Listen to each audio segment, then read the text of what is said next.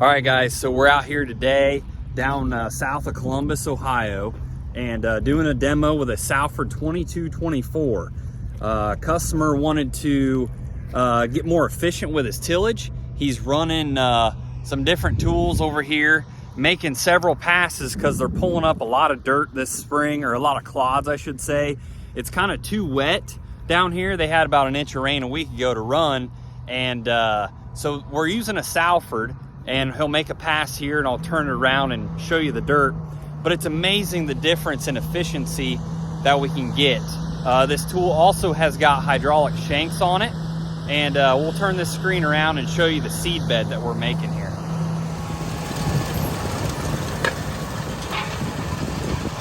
So we're going into ground that was beans last year, and we're doing a one pass, of course, and you can just see what this stuff looks like. Let's go right behind this tool. So over there is, you can still see some corn residue from last year, or from a couple years ago, I should say. But right here we are behind the tool. Let me zoom out a little bit. But here's the beauty, is that whenever you start feeling around underneath the tool, here's where a blade ran. I know that because it's going quite a bit deeper. And so it's on 5-inch spacing, so a blade probably ran right here. Yep, I would say so. In between is where a blade did not run. Now, look, I don't know if you can see that. Let me turn around over here so I'm not in the way of the sun.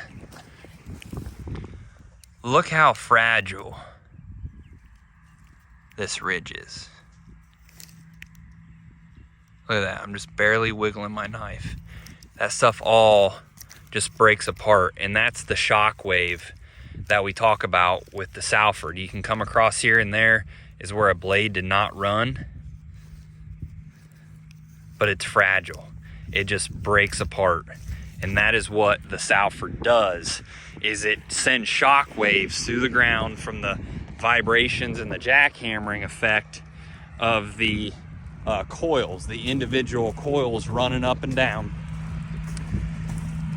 going through the ground. So here we are on the bare ground that we haven't ran yet. Of course, it's kind of crusty, kind of hard on top, a little bit of moisture underneath. You wouldn't dare run a gang machine in here because it's just too wet. But this Salford, look at those blades. So let's go over here. Let's do a little digging, see what we can find.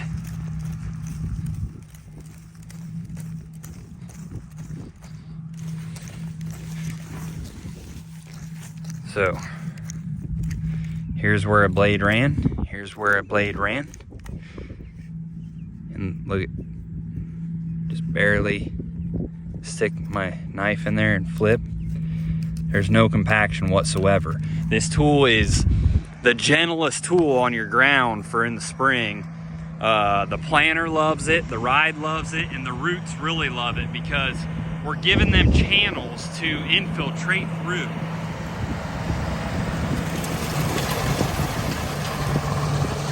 We're giving the roots channels to infiltrate through with all of these pockets.